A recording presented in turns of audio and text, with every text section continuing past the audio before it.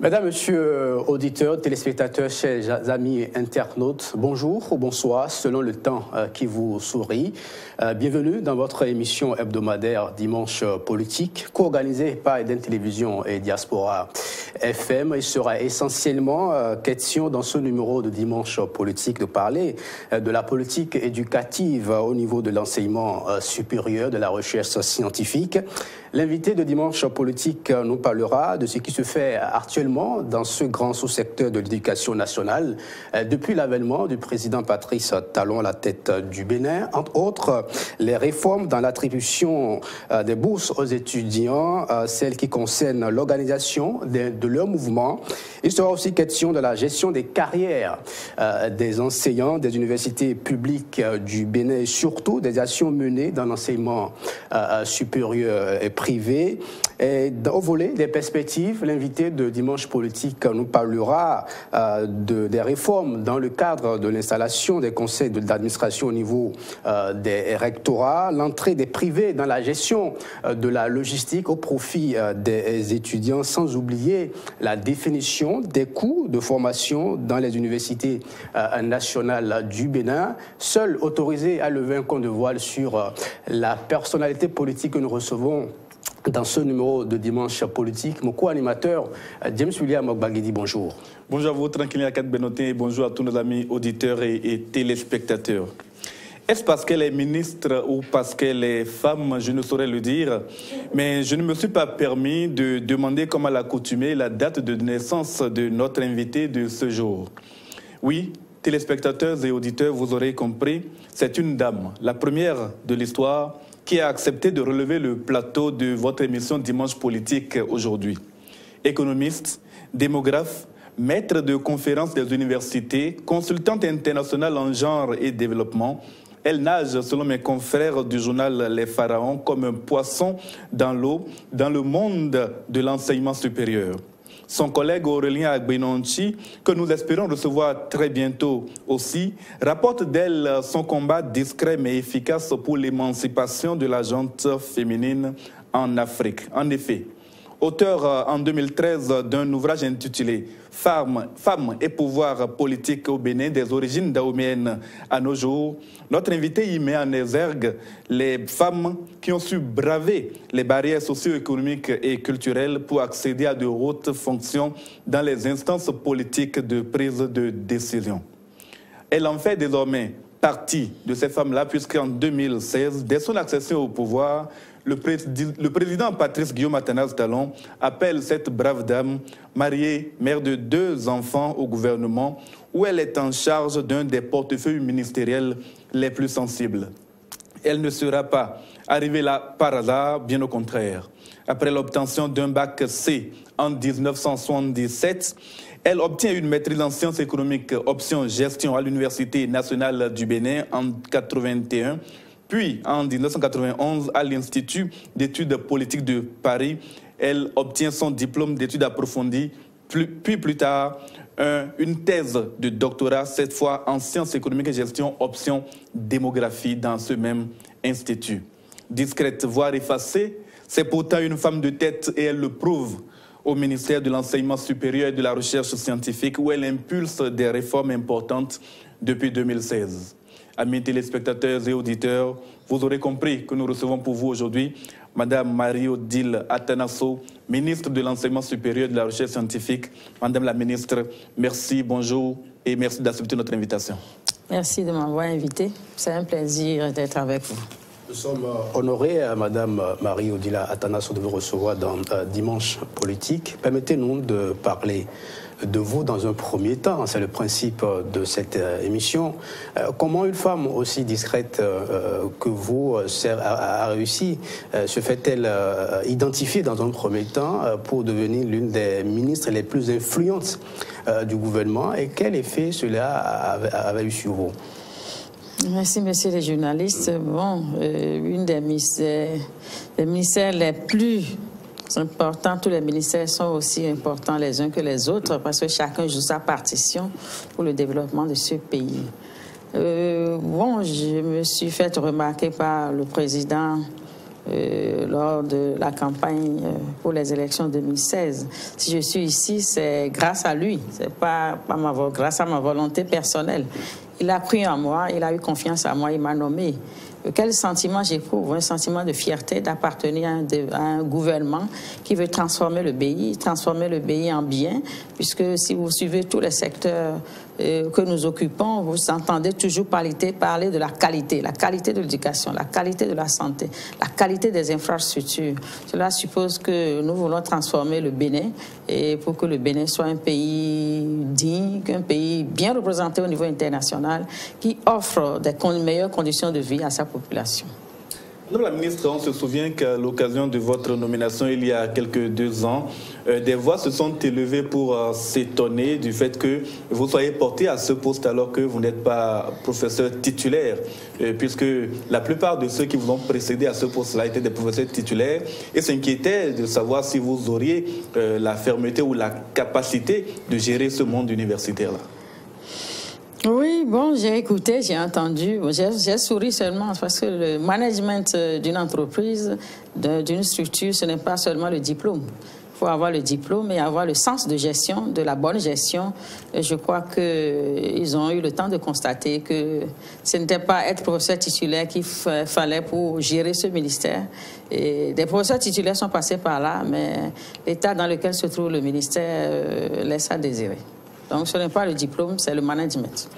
Madame la ministre, depuis que vous êtes à la tête du ministère de l'enseignement supérieur de la recherche scientifique, vous avez en tout cas impulsé une nouvelle dynamique aux activités du ministère à travers des réformes, notamment dans le ministère au niveau de l'enseignement supérieur en général. Est-ce que ça a été une mission facile pour vous ? Non, vous savez, comme dans tous les pays, lorsqu'il y a réforme, il y a toujours des résistances parce que tout le monde se laisse aller dans son confort et on ne veut pas changer les choses. Et ça n'a pas été facile, mais je crois que de jour en jour, je suis mieux comprise et que les collègues ont compris, et la population également, que tout ce que nous souhaitons pour ce pays, c'est d'avoir un enseignement supérieur de qualité qui redore le blason du Bénin par rapport à l'éducation et qui donne aussi une visibilité plus grande pour notre pays en matière d'enseignement supérieur. C'est vrai, ça a été un peu difficile, mais tous les acteurs aujourd'hui se rendent compte de l'utilité des réformes qui sont faites et nous accompagnent. Madame, vous avez publié il y a quelques années de cela un ouvrage dont nous avons parlé intitulé « Femmes et pouvoir politique au Bénin des origines daoméennes à nos jours ». À quel point les choses ont-elles évolué de votre perception depuis cette époque-là jusqu'à présent ?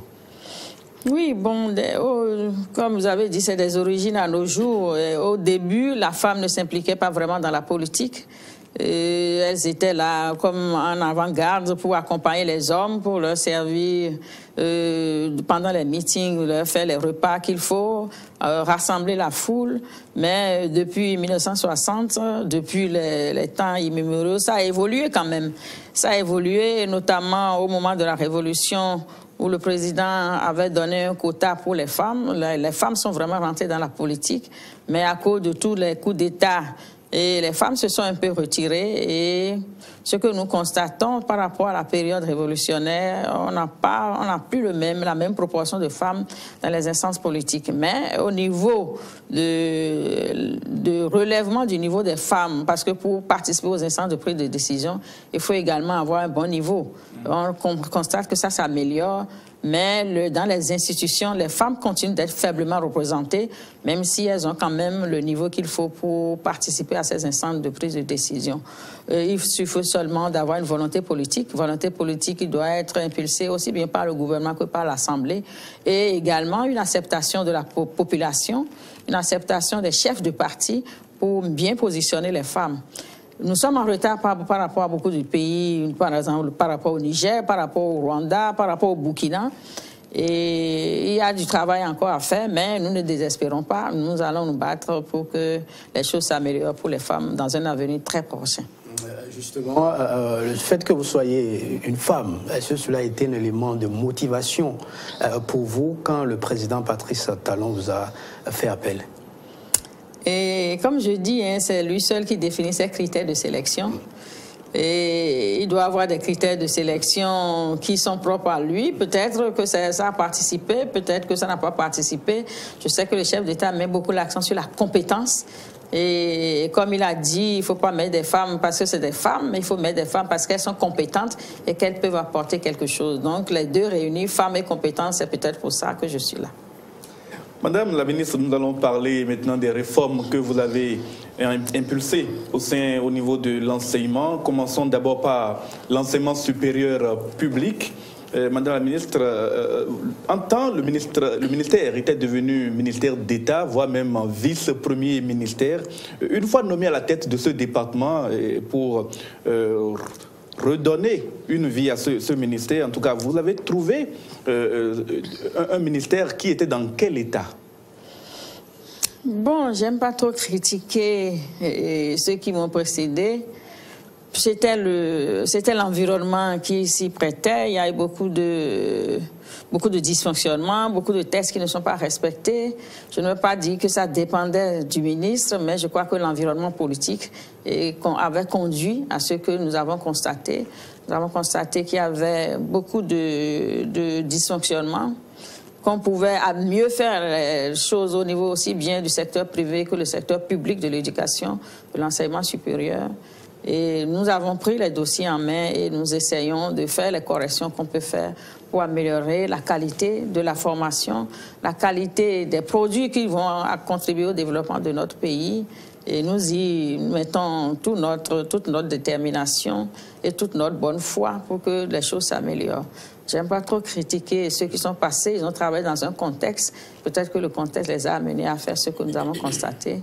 Et nous sommes là pour améliorer, pour mieux faire. Il était évident que les réformes étaient nécessaires. Quelles sont les premières réformes que vous avez décidé d'impulser? Lorsque nous sommes arrivés, ce qui était criard, c'était ce qui se passait au niveau des établissements privés d'enseignement supérieur.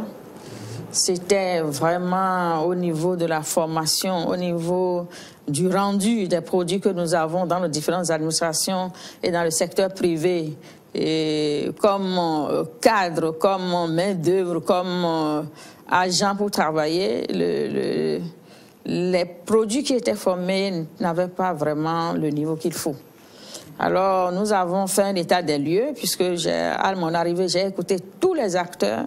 Nous avons fait un état des lieux. On s'est rendu compte qu'il y a beaucoup de formations qui se faisaient dans le privé, pas de manière très sérieuse, pas avec les acteurs, les professeurs qui n'étaient pas du niveau qu'il faut, et avec des étudiants aussi qui ne venaient pas au cours. Donc, nous sommes dit que nous allons commencer par le secteur privé. Nous allons commencer par impulser les réformes à ce niveau, en contrôlant un peu la formation qui se fait, en contrôlant les calendriers, en contrôlant les produits. Et nous avons décidé, au finish, après évaluation, qu'il fallait mettre un examen aux licences master doctorat parce que il était vraiment difficile dans l'état où on était de pouvoir rentrer vraiment dans tous les établissements et voir ce qui est donné comme formation. Et je crois que les chefs d'établissement ont compris. Et il y a eu quelques situations de faux diplômes également, tout ça qui nous a amené à commencer les réformes dans le secteur privé de l'enseignement supérieur. Nous allons parler en détail du secteur privé, des réformes que vous avez engagées.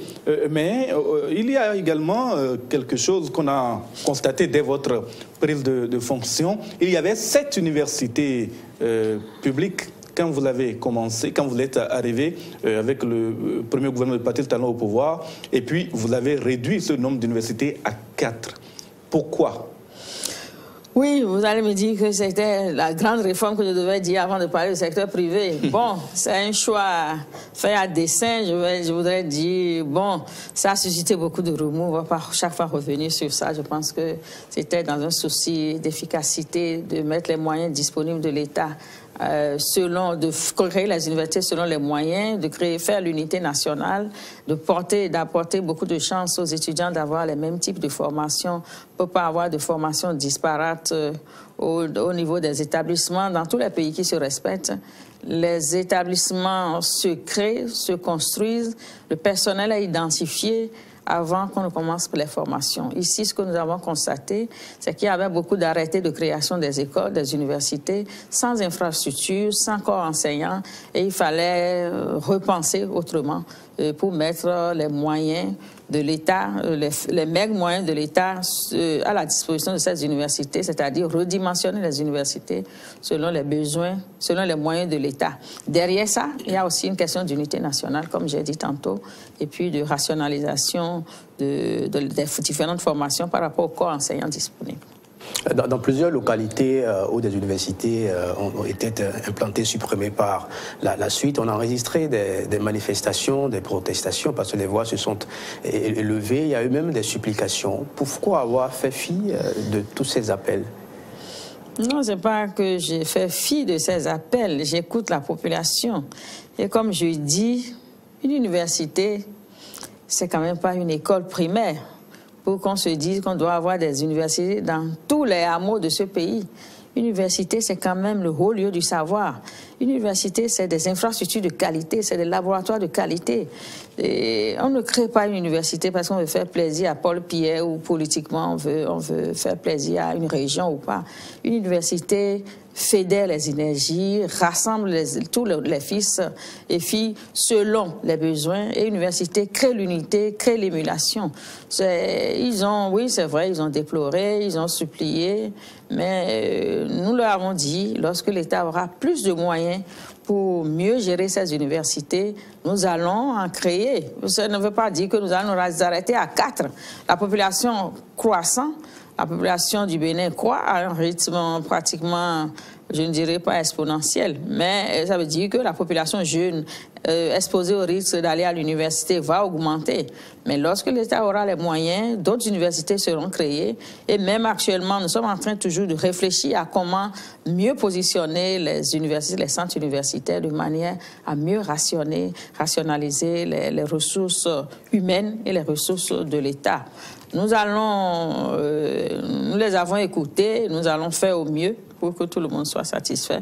Mais tout ça, tout en ayant à l'esprit que nous avons des moyens et nous devons assurer la qualité. Madame la ministre, toujours dans le secteur de l'enseignement supérieur, vous avez, après la réorganisation de la carte universitaire dont vous venez de parler, porté votre attention sur les parcours de formation, sauf erreur de notre part bien sûr, qui devaient, selon vous, être rationalisés eux aussi.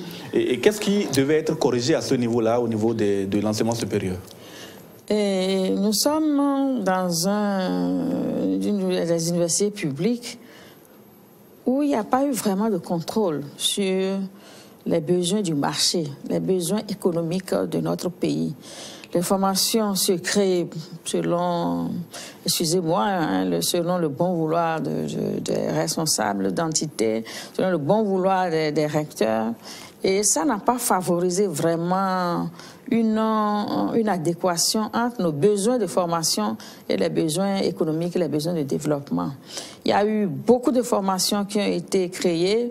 Si je prends par exemple la filière diététique, vous l'avez la filière diététique à l'École polytechnique d'Abomey-Calavi, à l'EPAC, vous l'avez à la faculté des sciences de la santé FSS et vous l'avez également à la FSA. On peut faire une formation pour fédérer les énergies dans tous les pays. On est passé à la mutualisation des ressources.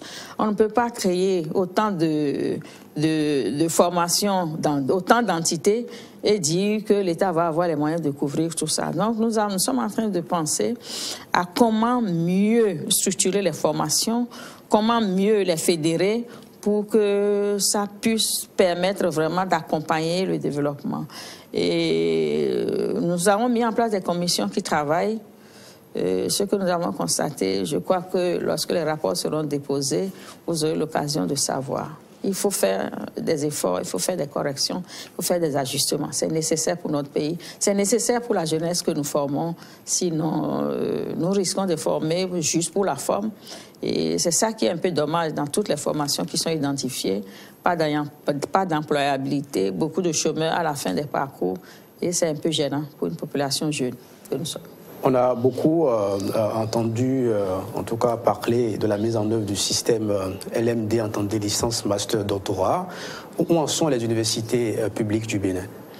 Bon, vous savez, c'est un système qui est un peu exigeant, c'est-à-dire quand vous voulez faire licence, master, doctorat, pour respecter les normes, vous devez être à un ratio d'un enseignant pour 25 étudiants. Actuellement, nous sommes très loin du compte. Nous sommes peut-être à un ratio d'un enseignant pour 75 étudiants. Donc, on doit faire des recrutements, on doit construire des infrastructures. Toutefois, depuis que la disposition a été mise en vigueur depuis 2012, des efforts sont faits au niveau des entités de formation, notamment les écoles peuvent rentrer facilement dans ce dispositif parce que les effectifs ne sont pas très élevés. Mais les grandes facultés ont des soucis à cause de l'effectif. Mais des efforts sont faits de part et d'autre, notamment à la faculté de sciences économiques et de gestion, où ils respectent déjà la semestrialisation. Ils ont leurs vacances à bonne date.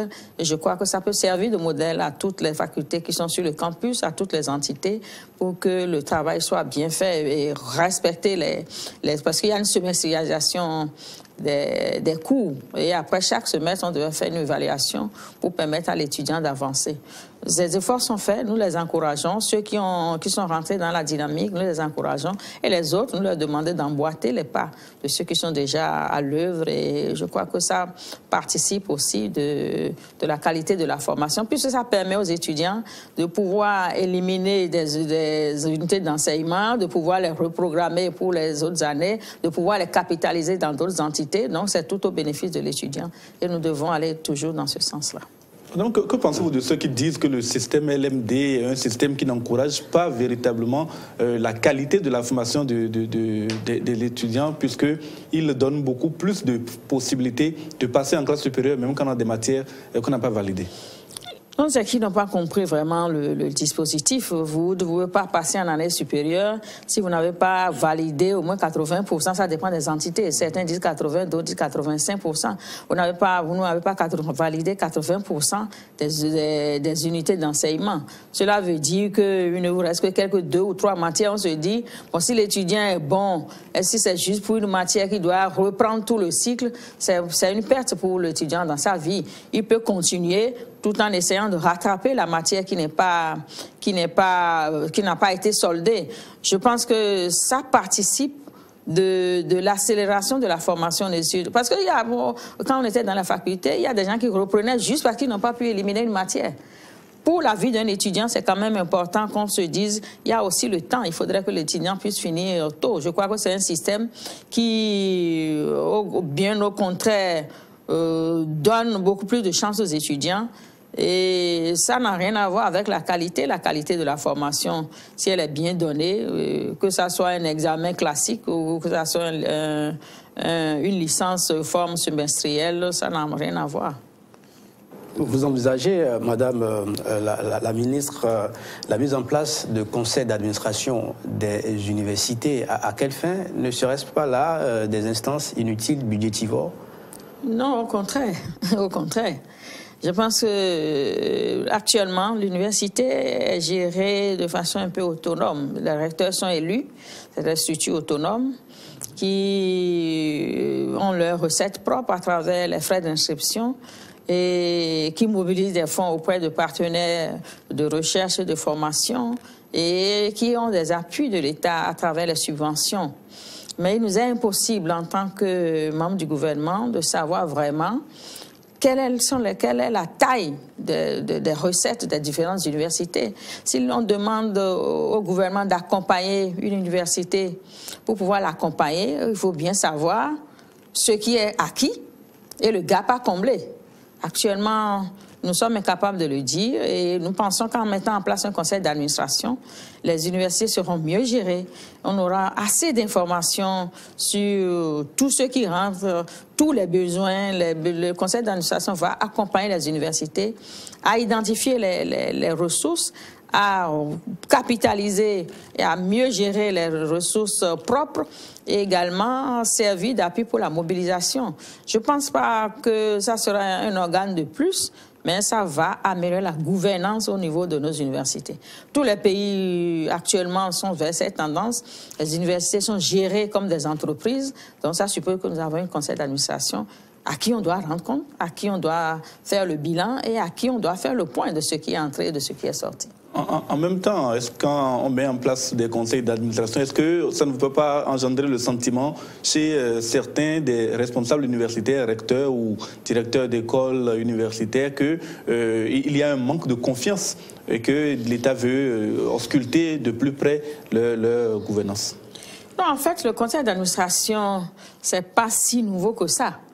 Quand vous lisez le décret du 4 avril 2016, c'est prévu dans les textes qu'ils aient une forme de conseil d'administration, mais qui n'a pas les mêmes orientations actuelles. Le conseil d'administration a toujours existé dans nos textes, mais c'est beaucoup plus un conseil un peu plus large, mais qui comprend le collège des enseignants. Ici, nous voulons un conseil d'administration dans le style des entreprises, avec des partenaires qui ne sont pas du monde universitaire, qui peuvent gérer, qui peuvent apporter leurs compétences pour la gestion des universités.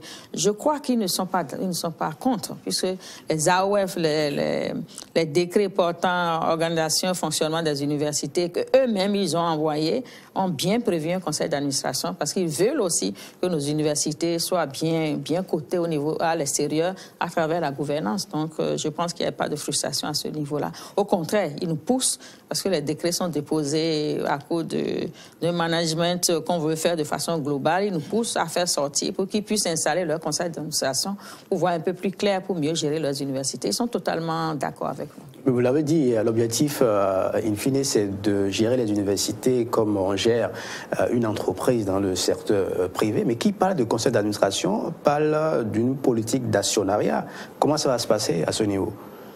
Non, actionnariat, ça veut dire qu'on va apporter... Si, par exemple, un partenaire technique et financier contribue au développement de telle ou telle université, est-ce qu'il va exiger sa part d'action? Si un privé décide de mettre de l'argent pour renforcer le dispositif infrastructurel de l'université d'Abomey-Calavi, par exemple, est-ce qu'il va réclamer également sa part? Le secteur de l'éducation, c'est un secteur particulier. On n'a pas des entreprises d'éducation.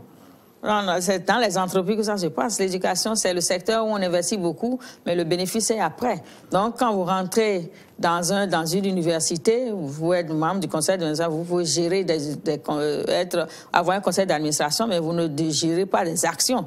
Les actions peuvent venir s'il y a un modèle économique qui fait appel à des partenaires qui disent oui, nous pouvons appuyer, mais nous allons avoir des parts à pouvoir porter notre contribution. Ça peut se faire, mais pour le moment, l'université, ce n'est pas une entreprise. On ne va pas rentrer parce qu'on veut avoir des dividendes. Non, on veut avoir un conseil d'administration pour bien gérer les fonds, pour mieux savoir les recettes, pour rendre compte au gouvernement, pour que le gouvernement sache les besoins, identifie les moyens et puisse apporter le gap. Comme je vous ai dit actuellement, c'est difficile, même pratiquement impossible de savoir de quoi nos universités ont vraiment besoin.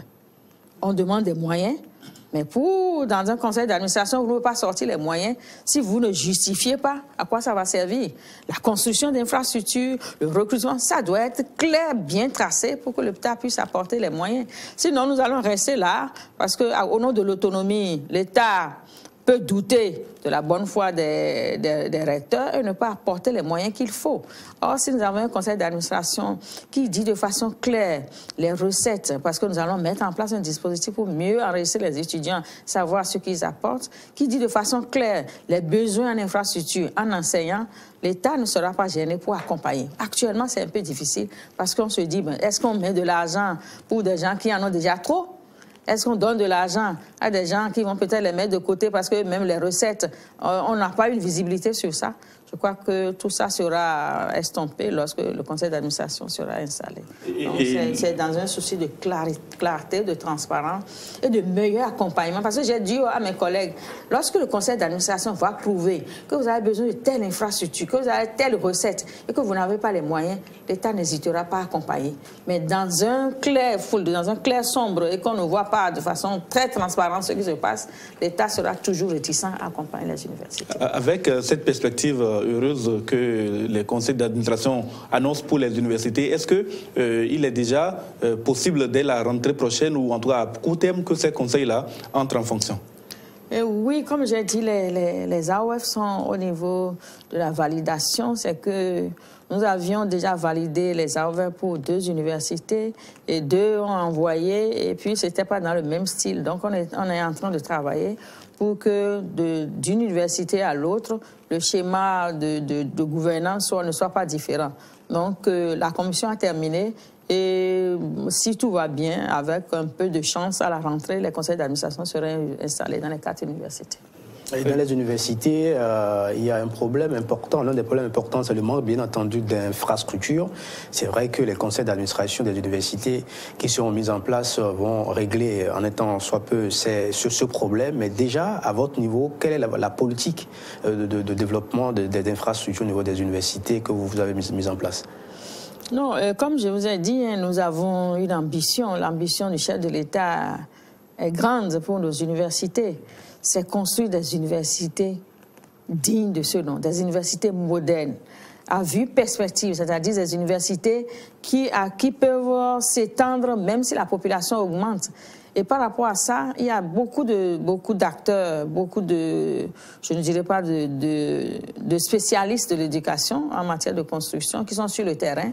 Nous avons eu une séance de travail avec une équipe de Louis Berger hier pour mieux repenser nos universités.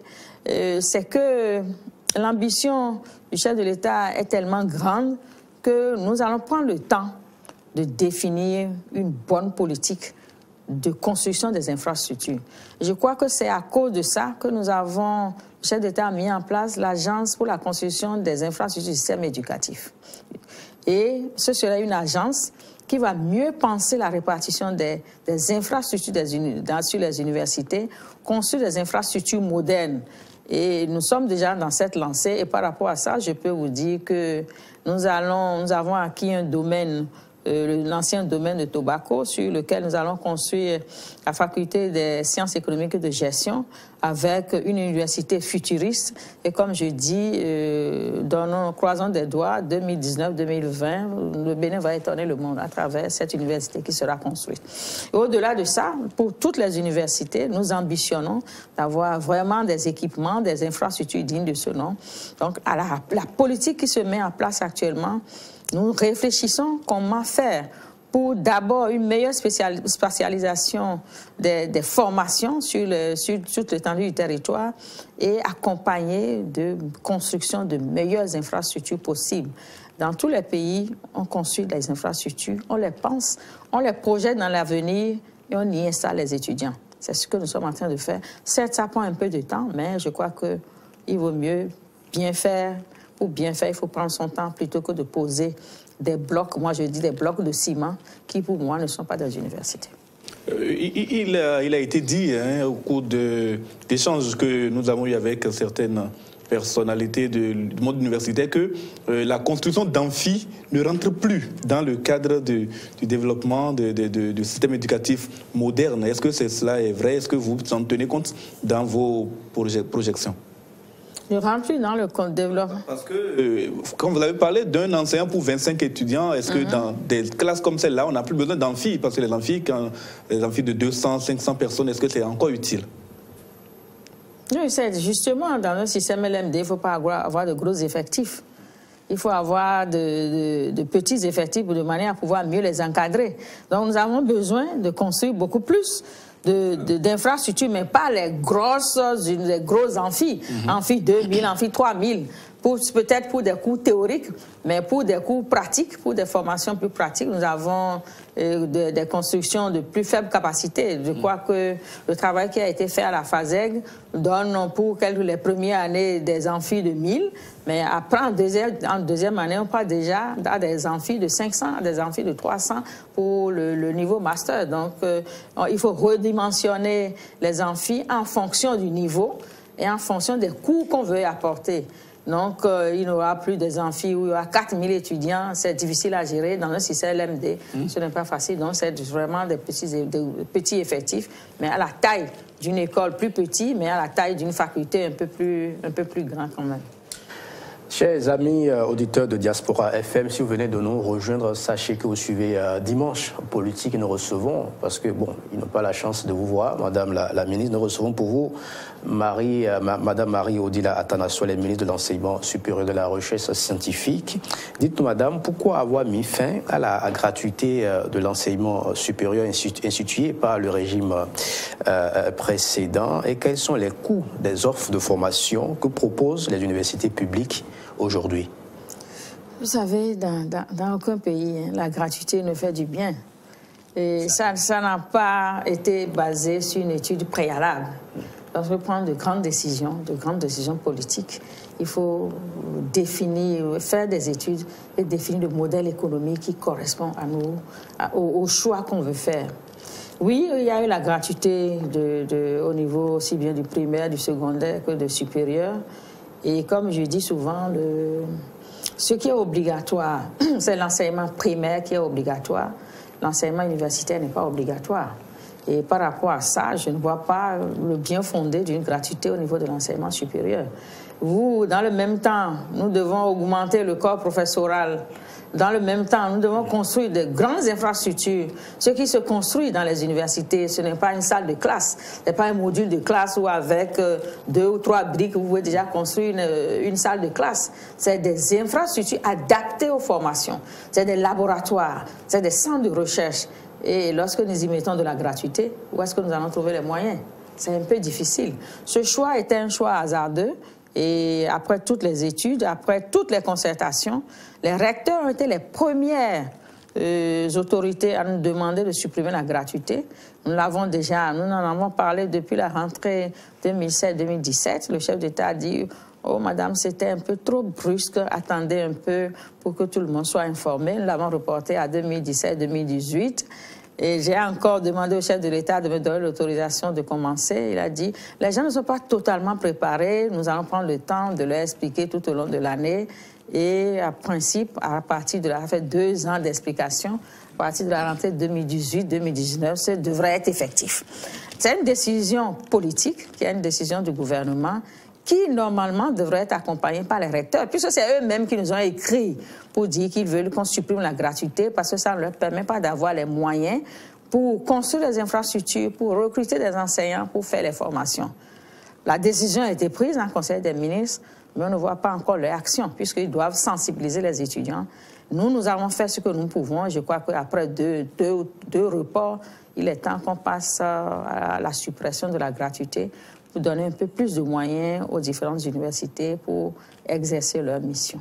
Justement, mais est-ce que vous êtes consciente que cette décision est une décision qui sera combattue par les étudiants et vous connaissez leur mode d'action et cela risque de créer encore des remous au niveau des universités? Non, on a déjà passé cette étape, ça a été déjà annoncé, ils ont déjà fait du bruit, bon, on les a écoutés, on leur a expliqué, ils sont venus, on les a reçus au ministère. Je pense que cette étape est passée. Maintenant, s'ils veulent perdurer dans la médiocrité, bon, nous avons pris, c'est un choix politique et en matière de gouvernance, je pense que nous sommes dans un pays où on ne sait plus qui dirige ou qui ne dirige pas. Une décision politique est un choix politique après analyse. Ceux qui ne peuvent pas aller à l'université, comme je dis, tout le monde ne peut pas aller à l'université, ils peuvent ne pas aller à l'université. Parce que vous ne pouvez pas aller à l'université, que vous avez refusé à l'État, au gouvernement de faire le choix opérationnel, le choix qui nous permet d'avancer. Non, il y a toujours des revendications des étudiants. Nous avons déjà passé cette étape-là. Et à la rentrée, c'est pour ça qu'on a dit aux recteurs de les sensibiliser, de leur expliquer le bien fondé. Parce que lorsque nous avons la gratuité, l'État apportait aux universités autour de, je crois, 1 million. Et ils ont écrit pour dire qu'il y avait un gap de plus de 2 milliards. L'État apportait, je crois, autour de 1 milliard. Ils ont écrit pour dire qu'il y a un gap de plus de 2 milliards parce que la gratuité est mise en place.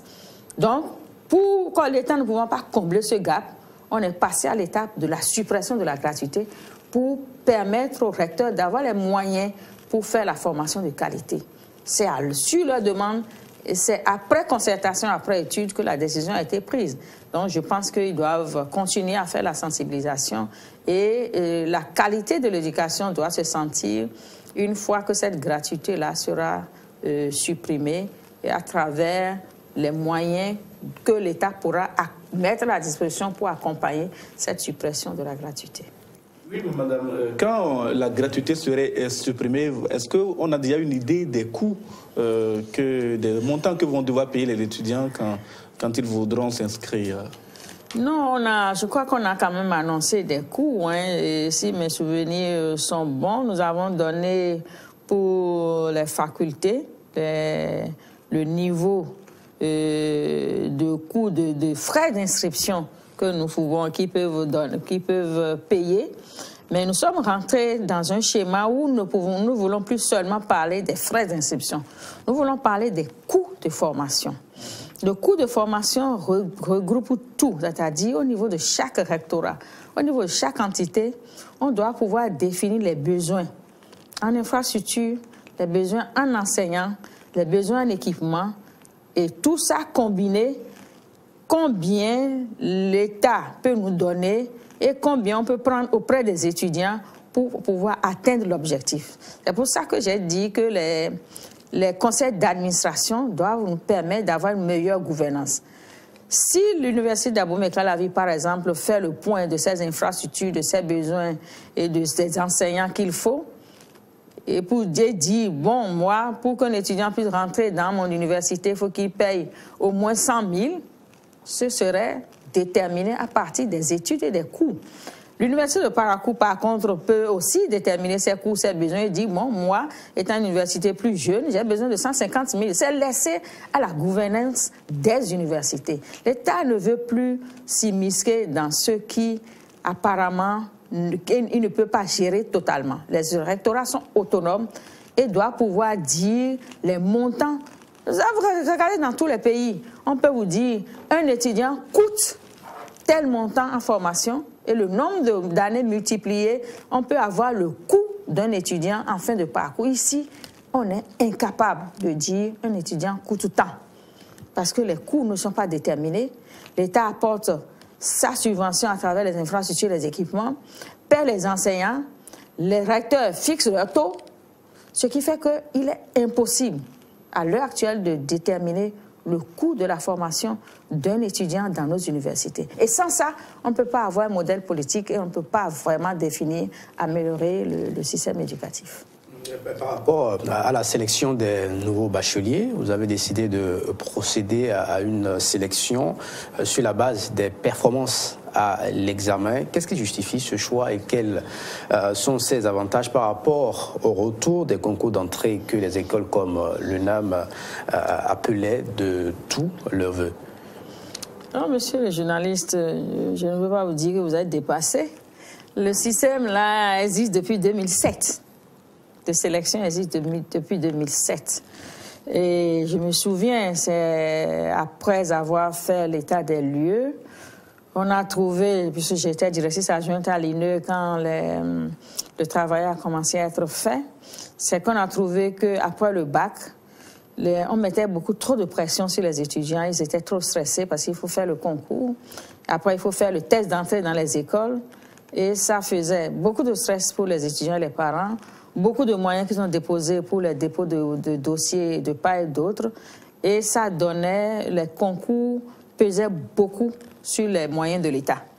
Donc, il a été décidé, plutôt que de faire des concours pour tous les étudiants qui ont le bac, de faire des concours pour les écoles dans lesquelles nous pensons que c'est obligatoire de un peu jauger le niveau des étudiants et de faire une sélection. Donc, la sélection date de 2017, donc a déjà plus de 10 ans. Et nous sommes actuellement en train de faire une évaluation de ce dispositif afin de l'améliorer. Ça fait simplement gagner pour l'État puisque nous avons le nombre de bacheliers qui augmente d'année en année. Si nous prenons cette année, l'année dernière, je crois, on a eu autour de 40 et quelques mille, 43 000, 46 000, je crois, bacheliers. Si tout cela doit passer le concours sur toute l'étendue du territoire, c'est beaucoup de sous pour l'État. pour peu de résultats. Donc, en couplant la sélection pour les grandes facultés, les grandes écoles, avec le concours pour les écoles, les petites écoles et instituts, je crois qu'on arrive à trouver le compte. Et puis, les étudiants aussi, ça leur permet d'être moins stressés avant de commencer la rentrée universitaire. Moi, je comprends bien, c'est que les concours seraient de retour pour l'entrée dans les écoles, c'est bien ça? Les concours ont toujours existent toujours. Après, là, il y a une première phase où tout le monde a fait la sélection, mais on s'est rendu compte pour certaines écoles de spécialité que ce n'était pas le meilleur moyen pour faire rentrer les étudiants. Donc, certaines écoles ont conservé les concours. Vous prenez l'IMNES, vous prenez la faculté de médecine, c'est la sélection. C'est la sélection. Il y a l'entrée dans les écoles sous-régionales. On a conservé les concours pour permettre d'avoir quand même des étudiants qui ont une certaine compétence avant surtout d'aller dans ces écoles de spécialité. Par exemple, l'école vétérinaire de Dakar, vous avez l'école d'architecture de Le Hameau, vous avez l'Institut de médico-social, l'IMNES. C'est des écoles-là où les gens doivent vraiment avoir une spécialité. Et au départ, d'avoir quand même une certaine connaissance, on a continué à faire les concours, les classes préparatoires dans les écoles. On a continué à faire les concours pour sélectionner les gens d'un certain niveau. Et pour les grandes facultés, les grandes écoles, on a fait la sélection. Donc les deux se font de façon parallèle. Et le plus gros passe par la sélection. On va s'intéresser au second volet de cette émission. C'est bien les réformes que vous avez entreprises au niveau de l'enseignement supérieur privé.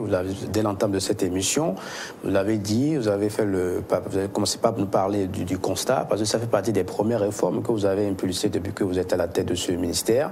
Et il était aussi question, parmi ces réformes, de l'harmonisation des programmes de formation dans ces écoles. Le processus, de ce point de vue-là, n'a pas réellement évolué, nous semble-t-il. Bon, je ne sais pas auprès de qui vous avez recueilli les informations. Bon, je pense... On sait comment les universités privées évoluent. Nous faisons aussi le tour de ces universités. Mais au niveau de l'harmonisation, on a fait le constat que ce n'est pas encore une réalité. Si tout est prêt, l'harmonisation est faite au niveau des programmes, des curricula de formation de licence et de master.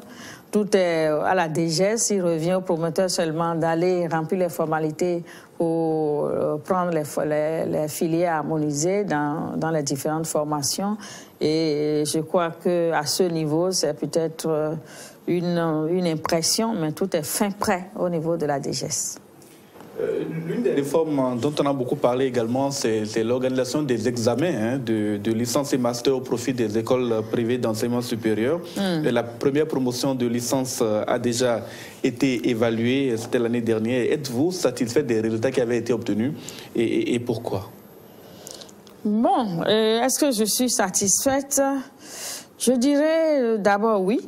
Oui, pour avoir réussi à faire l'examen. Vous avez entendu tout ce qui s'est passé autour de cet examen-là, beaucoup de contestations, beaucoup de résistance. Vraiment, le mot ne suffit pas pour parler. Mais nous avons réussi à traverser toutes ces étapes et nous avons fait l'examen. Pour moi, c'est déjà un succès, c'est une satisfaction. La deuxième satisfaction, c'est que les universités qui ont envoyé leurs étudiants composés, on peut dire que nous avons des résultats qui nous permettent de voir de façon un peu plus claire ce qui se passe dans ces établissements privés. Nous avons eu 89% de résultats. Ça veut dire que le gap sur les 100% manque de compétences. Et peut-être qu'ils n'ont pas eu la chance, peut-être qu'ils n'ont pas tout appris.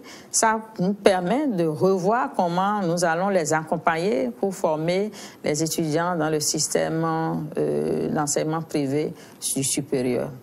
On peut dire aussi que, on peut dire qu'on est satisfait aussi puisque la Cour constitutionnelle nous a donné raison pour dire que il relève du pouvoir régalien de l'État de déterminer le mode d'évaluation des gens qui sont formés. C'est une satisfaction. Je peux dire que ça c'est... On est satisfait, mais je mets un bémol sur le fait qu'il est quand même juste et sincère de dire que tous les établissements n'ont pas présenté leurs candidats. Ceux qui ont résisté n'ont pas présenté les étudiants. Parmi ceux qui ont présenté, ils n'ont pas présenté tous les étudiants. Ils ont présenté les étudiants qui pensent qu'ils étaient fin prêts pour faire cet examen. Et nous allons simplement leur dire que pour la deuxième édition, il faudrait que tous les candidats soient présentés. Et ça fait partie des défis que nous allons relever, c'est-à-dire amener tous les promoteurs à présenter tous les étudiants. Sinon, on n'aura pas le vrai visage de la formation reçue par les étudiants. Vous avez dit tout à l'heure que pour le premier essai, il y a eu un taux de réussite, je crois, de 89%. N'est-ce pas là l'expression de la qualité, en tout cas, que les universités privées mettent dans leur enseignement? Comme vous avez bien suivi, j'ai dit, ils ont présenté des candidats qui étaient prêts à faire l'examen. C'est-à-dire, si on prenait tout le monde, au niveau où on était, c'est pas sûr qu'on ait ce chiffre-là. Il y a des gens sur qui ils comptent, ils ont compté pour dire, bon, ceux-ci sont prêts, ils ont le niveau qu'il faut qu'ils ont présenté. Donc, on dit chez nous en démographie qu'il y a un biais de sélection. C'est un choix raisonné qui a été fait, mais on aurait encouragé tout le monde à présenter tous les candidats parce que lorsque nous aurons le vrai visage, nous pourrons mieux accompagner. Parce que ce chiffre peut cacher beaucoup de choses. Si vous présentez un candidat et que vous avez 100% de réussite, combiné avec un autre qui a peut-être plus 75%, vous voyez que le taux est élevé. Alors que si vous avez présenté 4 candidats et parmi les 4 candidats, il y a un seul qui est réussi, vous aurez 25%. Combiné à un autre, ça ne sera pas 89%. Donc en termes de statistiques, il faut savoir raison garder. Dans le même temps, il y a des formations dans les écoles privées pour lesquelles l'examen ne prévoyait pas d'épreuves, n'est-ce pas? Je n'ai pas compris.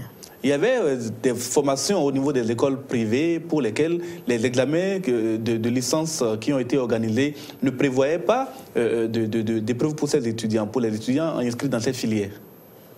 Ah bon? Quel type de formation?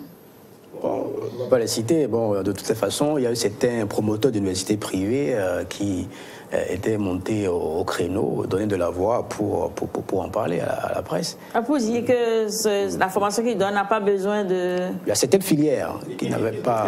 Il y a quelle filière dans une formation qui n'a pas besoin d'évaluation? Vous en connaissez? Non, pas besoin d'évaluation, pour lesquelles les organisateurs des examens, en tout cas nationaux, n'ont pas prévu d'épreuves dans ces filières particulières-là. Parce que vous l'avez remarqué que dans certaines universités, les filières se créent dans un désordre qui ne dit pas son nom. Si leur filière n'est pas référencée dans les domaines que nous avons constitués, évidemment, ils ne pouvaient pas se...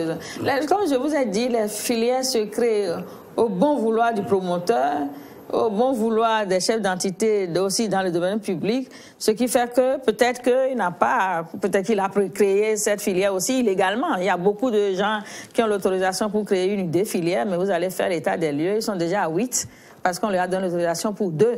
Et si sa filière n'a pas été référencée dans les formations que nous avons autorisées, c'est possible qu'on n'ait pas prévu. Et c'est pour ça qu'on les a exhortés à être en règle. Nous n'allons pas programmer des évaluations pour les filières pour lesquelles nous n'avons pas donné d'autorisation. Ça, il faut qu'on le dise.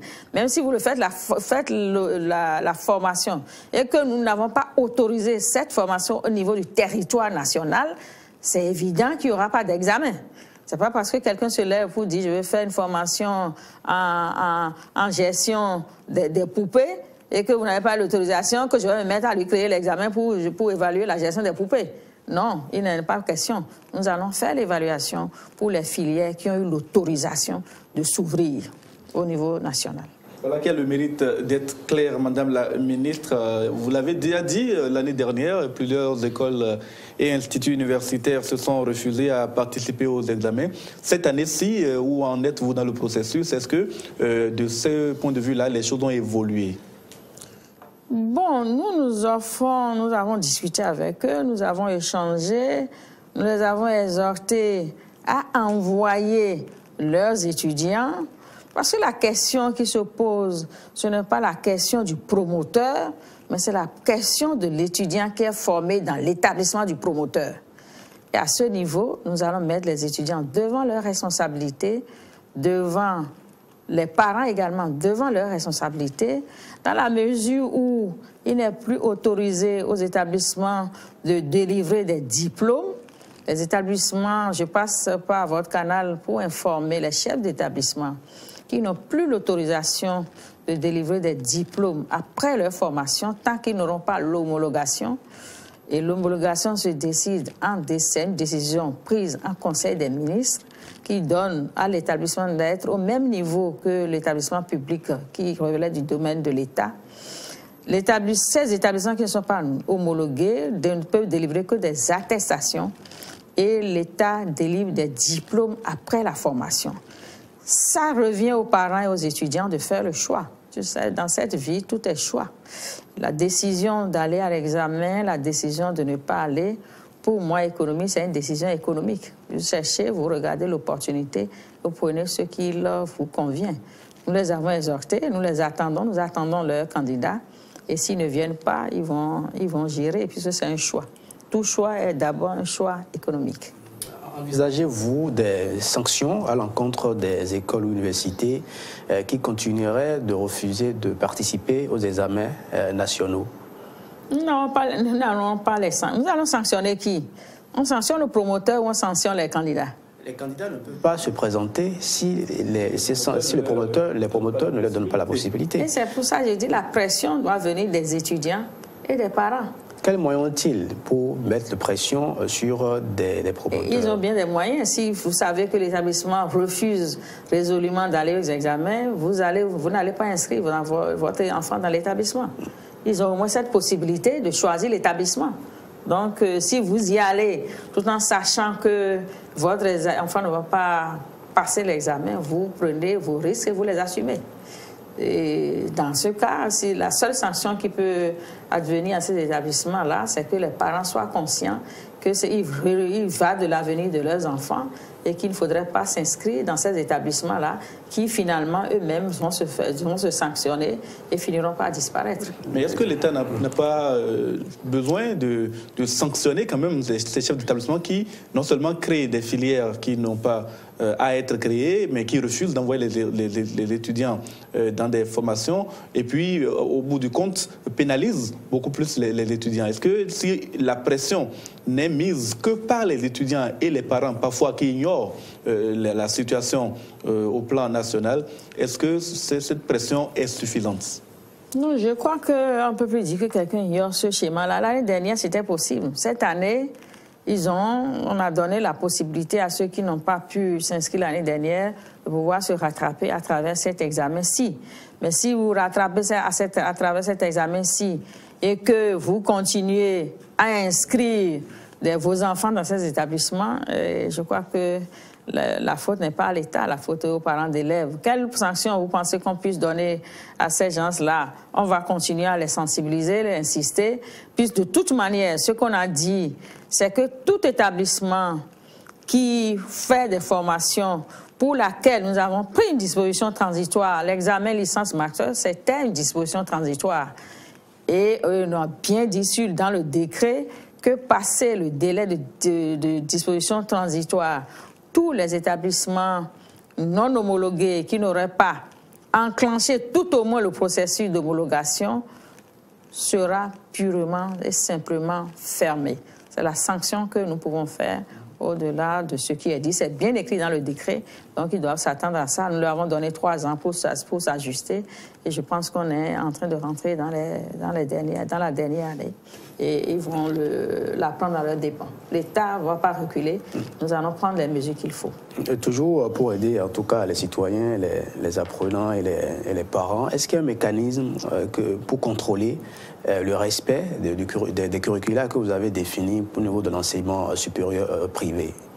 Non, c'est la DGS à travers la DPES, la direction des établissements privés d'enseignement supérieur, fait tout un travail d'accompagnement, de suivi des cahiers de charges, de respect des normes de formation, de respect du corps professoral. Il y a toute une équipe qui ont fait des tournées, on regarde les infrastructures, ça se fait, on les accompagne pour que tout soit fait dans les normes et dans les règles. Et lorsque nous constatons que des établissements ne respectent pas, on les ramène à l'ordre, on leur donne on les accompagne pour leur dire ce qu'il faut faire.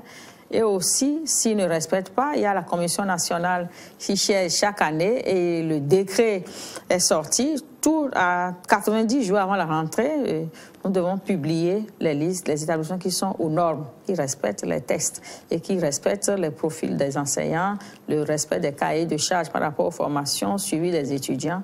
Donc, nous allons les publier et ils seront obligés de fermer ou de se mettre à jour. Donc, c'est des dispositions sont prises, le décret est sorti et sera ventilé, a commencé à être ventilé déjà aussi. Il y a eu déjà donc les examens de licence pour les établissements privés d'enseignement supérieur, mais les masters n'ont pas eu lieu l'année dernière à Caen. Donc, l'organisation des examens pour les promotions de master. Non, ce qui était dit dans le décret, c'est qu'on fait une première année de licence et en 2018, c'est la première édition du master qui doit avoir lieu cette année. Tout est fin prêt au niveau des préparations, de tout ce qui est, toutes les tâches à faire avant. Tout est prêt pour que le master ait lieu. Nous avons déjà fixé un calendrier qui doit tourner autour de septembre-octobre pour la licence et pour le master. Donc, les filières étant harmonisées, le choix des épreuves étant déjà, la conceptualisation des épreuves étant déjà faite, donc il n'y a pas de problème. Le master aura lieu cette année, en même temps que la licence deuxième édition. Une autre décision, la plus récente, c'est la suppression au niveau des écoles privées des enseignements relevant du domaine régalien de l'État et assurés par l'UNAM. Pourquoi ces décisions et que vont devenir les titulaires de ces diplômes obtenus dans les universités privées? Bon, j'espère que vous avez bien vu la décision. Il n'y a pas eu de décision. Il n'y a pas eu de décision. Et c'est des... Bon, nous avons été saisis par certaines autorités. Nous avons été interpellés par l'Assemblée nationale au cours d'un débat sur l'enseignement supérieur par rapport à certaines formations qui se font dans le privé et qui normalement devaient relever du domaine régalien de l'État. Ces formations, nous ne les avons pas supprimées, il n'y a pas eu de décision. Nous sommes en train de réfléchir pour voir l'opportunité de cette interpellation, de cette opportunité, de cette remarque qui a été faite, et nous n'avons pris aucune décision. La commission travaille et nous allons aviser et faire le bon choix. Comme le privé rentre de plus en plus dans l'enseignement supérieur, et nous allons prendre la décision qu'il faut, même si ça devait être fait pour qu'il y ait un meilleur accompagnement de ces formations-là. On ne prend pas une décision au hasard, c'est parce que j'ai rencontré quelqu'un du secteur privé qui m'a parlé de ce type de formation. Pour un test d'entrée, il y avait plus de 100 étudiants, 100 candidats au poste, mais aucun n'a pu être recruté parce que la formation était de mauvaise qualité. Quand vous êtes responsable, que vous entendez ça, vous devez agir. Pour le moment, la décision n'est pas prise, mais nous sommes en train de voir comment la meilleure approche pour que ces formations-là soient de qualité, même si ça devait être maintenu au niveau du privé. Madame la ministre, nous allons à présent parler de vos rapports avec les partenaires sociaux universitaires dans le cadre de la réorganisation du mouvement étudiant. Une réforme a abouti à l'élection des organisations étudiantines fêtières les plus représentatives. Et ce sont l'UNSEB, l'Union nationale des scolaires étudiants du Bénin, et la FNEB, Fédération nationale des étudiants du Bénin, qui sont arrivés en tête à l'issue de ces élections. D'abord, quel sentiment cela inspire chez vous quand on sait que l'UNSEB, notamment, peut avoir une méthode ou des méthodes revendicatives plutôt radicales? Bon, d'abord, par rapport à l'élection, je vais féliciter, je dirais, mes enfants. Hein, ils ne sont pas plus âgés que mes enfants. Je vais les féliciter pour avoir fait le pas. Parce que ce n'était pas évident. Ils n'avaient pas compris vraiment ce qu'il fallait faire. On a mis du temps à leur expliquer. Ils ont fait le pas. Félicitations à eux. Et oui, nous sommes en face de deux syndicats, je ne dirais pas syndicats, de deux associations d'étudiants qui ont remporté les élections, dont la première est l'UNSEB. Non, moi, ça ne m'inquiète pas. C'est une association d'étudiants comme tant d'autres. Et au moment opportun, nous allons discuter avec eux. Et puis, je ne me fais pas influencer par quoi que ce soit. Et nous aurons la méthode qu'il faut pour les mettre dans les rangs, même s'ils sont des briseurs même s'ils sont des casseurs. Nous allons avoir la méthode qu'il faut. Je ne m'inquiète pas. Quels sont vos rapports avec les syndicats des enseignants du supérieur? Adhèrent-ils à vos idéaux, à la vision que vous incarnez à la tête du ministère? Je ne dirais pas non. Je dirais oui. C'est vrai qu'au début, il y a eu quelques frictions. Bon, c'est humain. Hein? Moi, je n'ai pas l'habitude de me mouvoir par rapport à ces choses.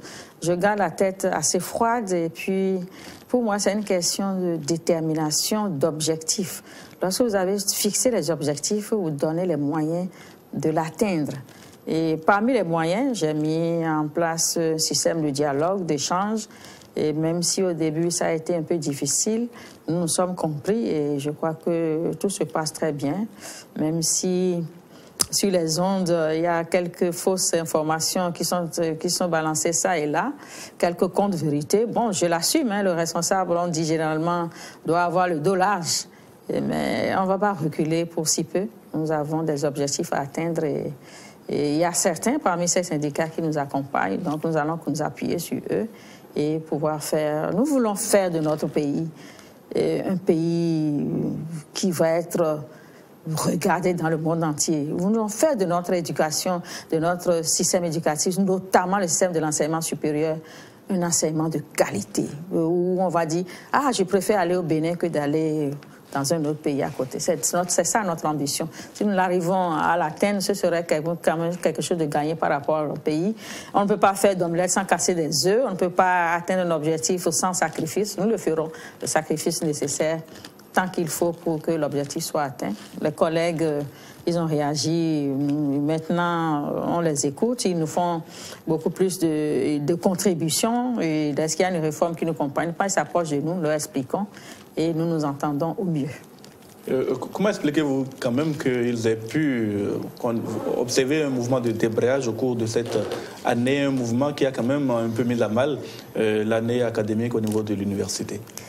Bon, comme j'ai dit, hein, l'université n'aurait pas dû rentrer en grève parce que lorsque nous regardons la plateforme revendicative, ils avaient 15 éléments. À la première séance que nous avons eue en février, je pense que nous avons fait le tour et tous les points qui étaient mentionnés avaient déjà été solutionnés, même ils ont constaté. Après, ils ont envoyé une autre plateforme avec 20 revendications. Nous avons fait le point. Nous avons constaté que nous avons fait le maximum de ce que nous pouvions faire. Mais bon, comme c'était un mouvement d'ensemble aussi, hein, il fallait accompagner. Il y a quelques points qui sont restés non solutionnés, notamment ce qui concerne les points indiciaires, ce qui concerne l'augmentation des frais de publication. Et bon, ces points qui relèvent des finances doivent être regardés par l'État. Et lorsque nous lisons bien ces points, ces revendications-là n'ont pas droit d'être citées, puisque c'est parce que nous avons une revalorisation des points indiciaires au niveau de l'enseignement supérieur qu'en 2011, l'État a été obligé de faire la même chose pour les autres secteurs. Maintenant qu'on a fait pour les autres secteurs, l'enseignement supérieur demande également 1,25. Bon, c'est des points qui sont restés en suspens, sur lesquels nous allons échanger, discuter, et je pense que nous allons trouver la meilleure solution pour que le pays se porte mieux et que nous-mêmes nous portons mieux. L'enseignement supérieur, le système éducatif, ce n'est pas seulement l'enseignement supérieur. Nous avons déjà, je ne peux pas dire, nous ne sommes pas moins lotis que les autres.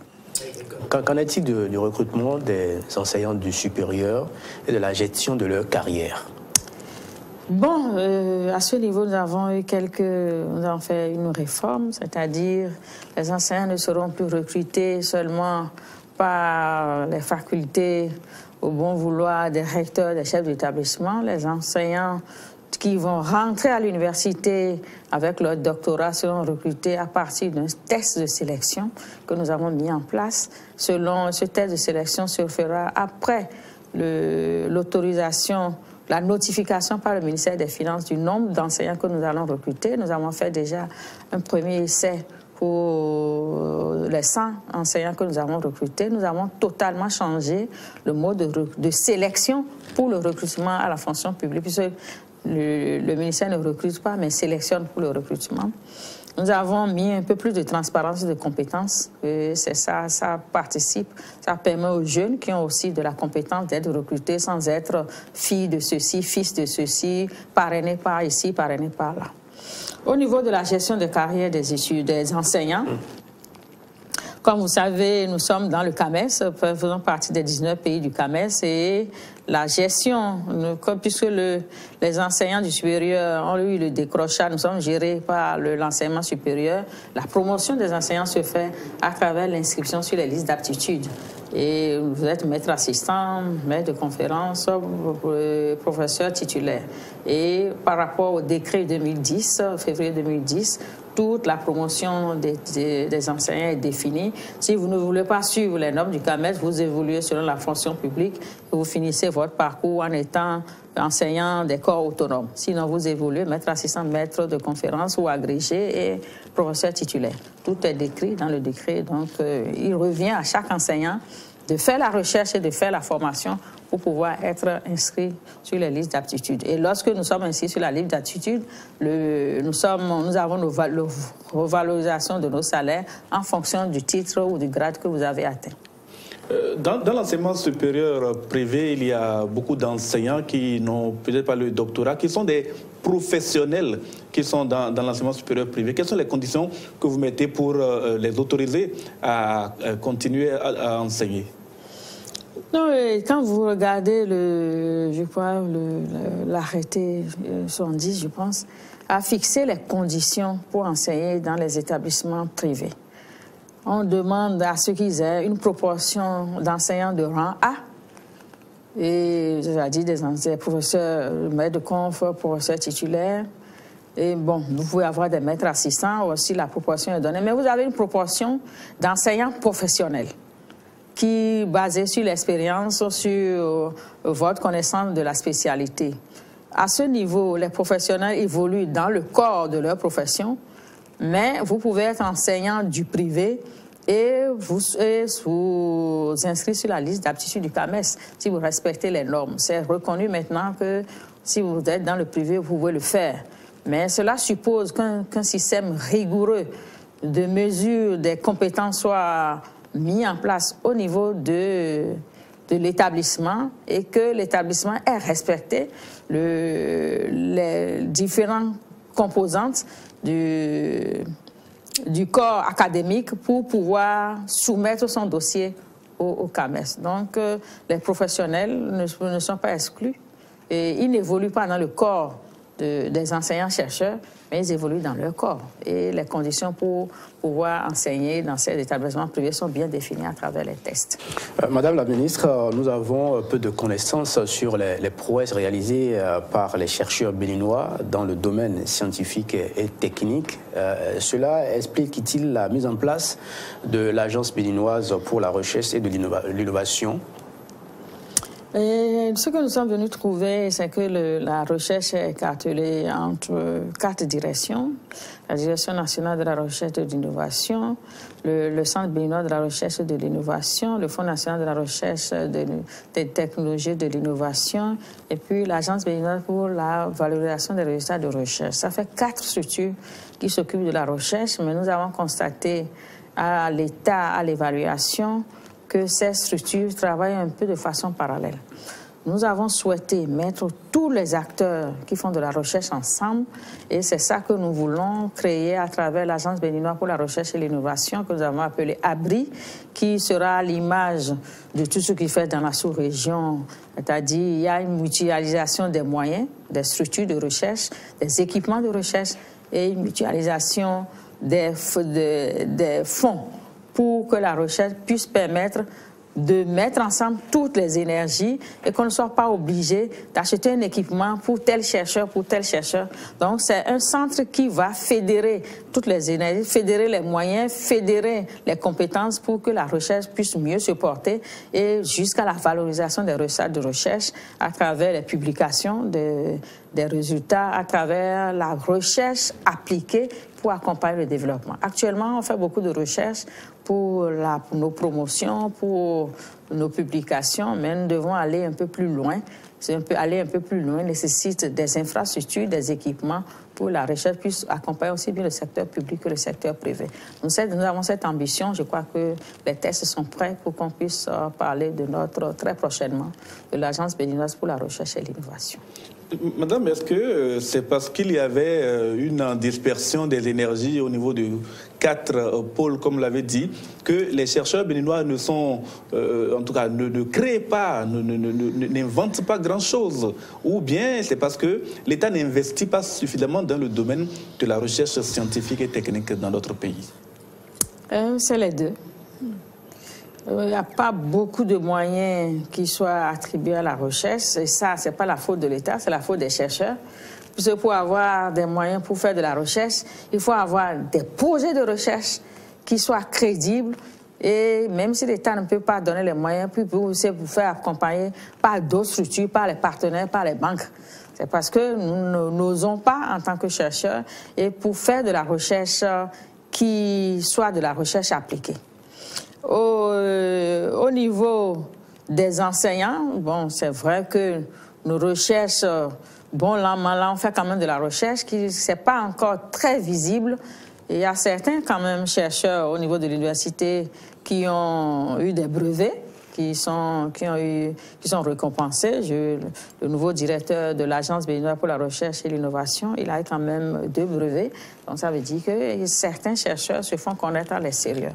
Nous allons continuer à mettre l'accent sur la recherche appliquée, sur la recherche utile au développement, au-delà de la recherche que nous pouvons faire dans nos secteurs respectifs pour la promotion de nous-mêmes, pour la recherche dans nos secteurs. C'est pour ça qu'il est très important que nous créions l'Agence béninoise pour la recherche et l'innovation pour que la recherche accompagne le développement et ne soit pas la recherche seulement pour les enseignants. Nous allons y mettre, on s'y bat, tout le monde a compris l'ambition et tout le monde est déterminé. Je vous rassure qu'ils sont pressés de pouvoir s'installer cette agence-là. Parlant des recherches, avant qu'un étudiant ne soutienne sa thèse de doctorat, il fait quand même des recherches. Que fait l'État de tous ces documents-là? Bon, comme je dis, pour que l'État se saisisse des documents, il faut que les recteurs fassent le travail. Puisque les recteurs, c'est au niveau des départements, au niveau des facultés, que les recherches se font. Il faudrait que ça soit recensé, ça soit primé et que ça soit connu, valorisé pour que le ministère s'en saisisse pour faire la promotion et apporter un peu plus de moyens pour les transformer en recherche appliquée pour qu'ils deviennent aussi des start-up. Mais si ça ne se fait pas au niveau déjà des universités, c'est difficile pour le politique et au niveau de l'enseignement supérieur de pouvoir faire le pas. Je me souviens quand j'étais à l'INE, et nous, après les soutenances, nous donnions des prix aux meilleurs mémoires qui peuvent amener vers la création d'entreprises. Bon, cette bonne initiative est laissée tomber actuellement. Je pense que nous allons, lorsque nous aurions vraiment finalisé nos documents, mettre l'accent sur cet aspect pour que la recherche, mais ne serait-ce qu'à quelques niveaux, soit valorisée lorsque les étudiants finissent. Il y a beaucoup de trouvailles à travers les mémoires, les thèses, mais dès qu'on finit, on range, nous avons le diplôme, mais les résultats ne sont pas utilisés. Nous allons y veiller. Je crois que c'est l'objectif les raisons pour lesquelles nous sommes en train de mettre l'accent sur l'abri.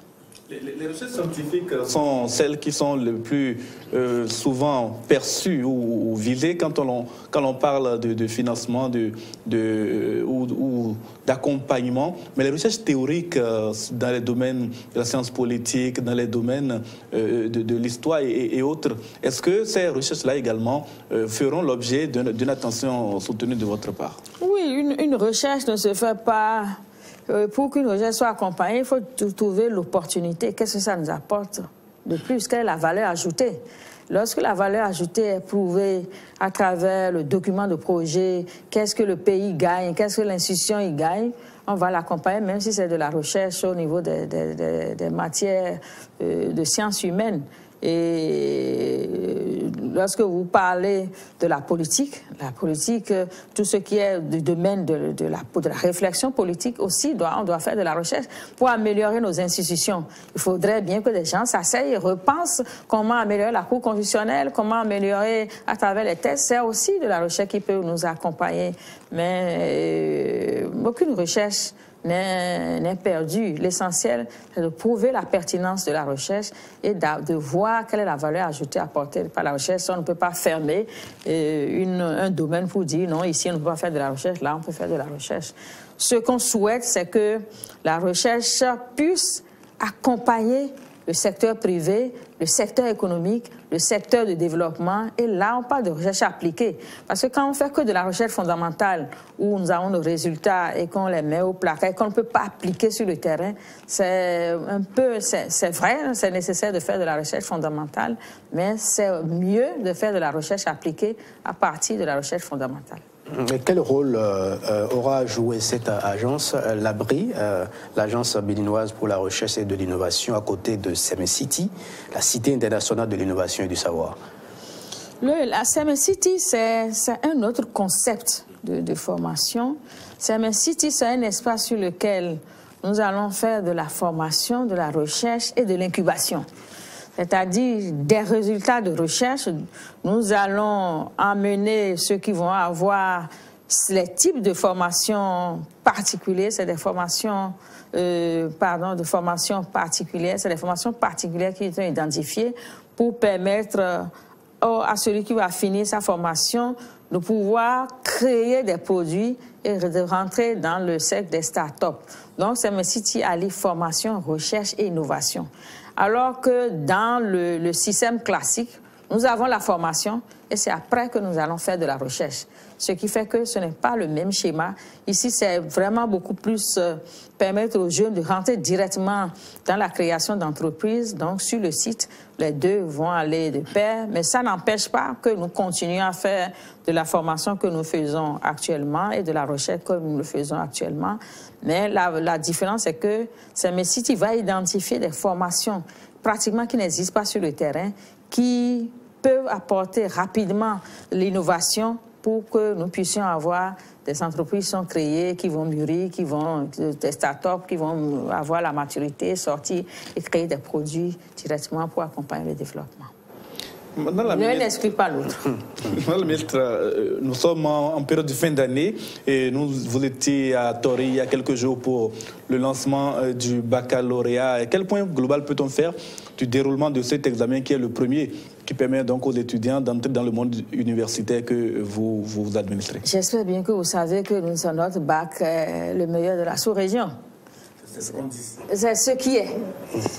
Nous avons le label du meilleur bac de la sous-région et tout s'est passé sans anicroche, sans difficulté. Nous sommes déjà rodés à cette évaluation, donc il n'y a pas eu de difficulté. J'ai fait le tour de quelques établissements, j'ai pu constater aussi bien que les chefs centres, les enseignants, les surveillants avaient vraiment le cœur à l'ouvrage. Je profite de l'occasion pour leur dire toutes nos félicitations. Félicitations également au DOB, tout s'est bien passé. Actuellement, nous avons fini la phase écrite. Les secrétariats ont commencé par travailler, donc à désensacher les feuilles de composition. Après, on va passer à l'anonymat et puis la correction va démarrer le 23. Et on espère que 3 semaines après, nous aurons les résultats. Donc voilà, c'est un peu le point que je peux faire par rapport au bac. Tout se passe très bien et on rend grâce à Dieu. On vous permet de conclure. Les 90 minutes passent très vite. Vous allez conclure sur les perspectives. Ah, c'est terminé déjà? C'est terminé déjà, oui. D'accord.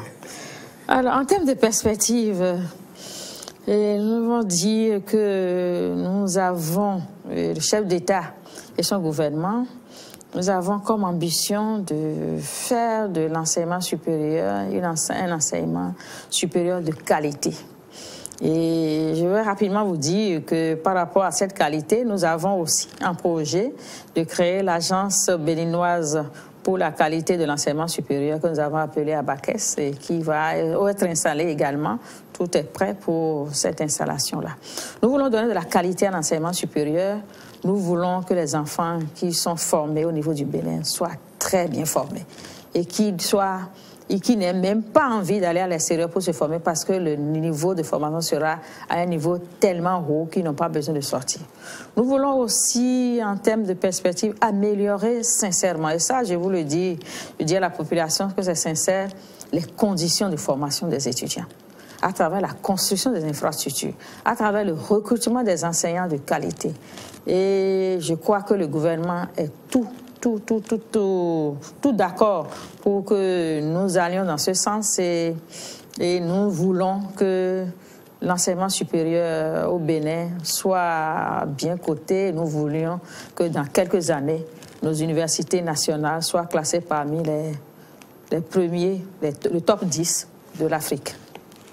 Merci, Madame Marie-Odile Atanasso, ministre de l'Enseignement supérieur et de la Recherche scientifique. Avec vous, nous avons parlé des réformes dans l'enseignement supérieur, notamment au niveau de l'enseignement supérieur public, où vous avez expliqué pourquoi les universités publiques sont passées de 7 à 4 quand vous avez pris vos fonctions. C'était un souci de rationalisation à ce niveau-là. Vous avez parlé également des coûts de formation qui vont être revus forcément parce qu'après 2 ans de sensibilisation, il serait temps que l'on passe aux choses sérieuses dans ce domaine. Il sera bien entendu avec les recteurs des universités décider de combien coûteront les formations dans les universités publiques à l'avenir.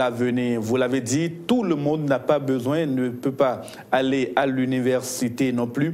Il y aura forcément donc des ouvertures pour ceux qui n'auront pas cette possibilité d'aller à l'université. Avec l'arrivée du système LMD qui est mis en œuvre depuis plusieurs années maintenant, les formations sont modifiées, le recrutement des bacheliers, des enseignants tiendra compte également des besoins de formation. Et nous avons également parlé de l'enseignement supérieur privé. C'est là que vous avez initié le plus de réformes. Les examens nationaux de licence organisés l'année dernière auront lieu encore cette année et l'année prochaine. Les masters auront lieu également cette année. Les établissements privés d'enseignement supérieur sont exhortés à prendre part à ces examens-là au risque de se voir en tout cas négligé prochainement par les étudiants, parce que si un étudiant n'a pas la possibilité de faire évaluer et valider sa formation par l'État, il n'y a aucune raison qu'il se contente